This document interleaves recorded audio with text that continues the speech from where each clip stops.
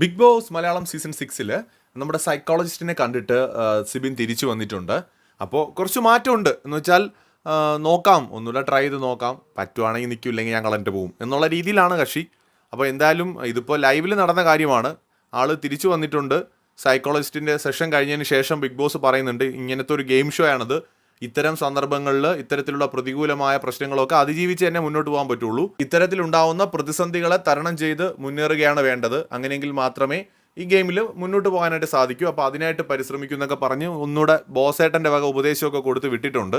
അപ്പോൾ എന്തായാലും ഇന്നത്തെ ഒരു ദിവസം ഇങ്ങനെ അങ്ങ് പോയി. ഇനിയിപ്പോൾ എങ്ങനെയാണ് സിബിൻ ഇന്നിനിപ്പോൾ കിടന്ന് ഉറങ്ങിയിട്ട് നാളെ വീണ്ടും ഇതുപോലെ ആകുമോ എന്നൊന്നും എനിക്കറിയില്ല. അങ്ങനെയുള്ള അപ്ഡേറ്റുകൾ കാണുന്നുണ്ട്. എന്തായാലും നമുക്ക് നോക്കാം സിബിന് ഇതോടുകൂടി സെറ്റാവോ എന്നൊക്കെയുള്ള കാര്യം. കിടിലം പ്ലെയറാണ്, പക്ഷേ ഓക്കെ ഇതിപ്പോൾ വലിയ സംഭവമൊന്നും അല്ല. എന്ന് വെച്ചാൽ അവിടെ ഓൾറെഡി ഗബ്രിയും ജാസ്മിനും ഒക്കെ ക്യൂറ്റ് ചെയ്യണമെന്ന് പറഞ്ഞവരാണ്. അക്കൂട്ടത്തിലാണ് സിബിനും. അത് ഓക്കെ, പാർട്ട് ഓഫ് ഗെയിമാണ്. ഇപ്പോൾ കഴിഞ്ഞ സീസണിൽ അഖിൽ മാരാർ ക്യൂറ്റ് ചെയ്യണമെന്ന് പറഞ്ഞിട്ടുണ്ടായിരുന്നു. പലരും പറയാറുണ്ട് ഇതുപോലെ മാനസിക സംഘർഷങ്ങൾ താങ്ങാൻ കഴിയാതെ വരുമ്പോൾ. മണിക്കുട്ടൻ അതുപോലെ പോയതല്ലേ ഒരിക്കൽ, എന്നിട്ട് തിരിച്ചു വന്നു.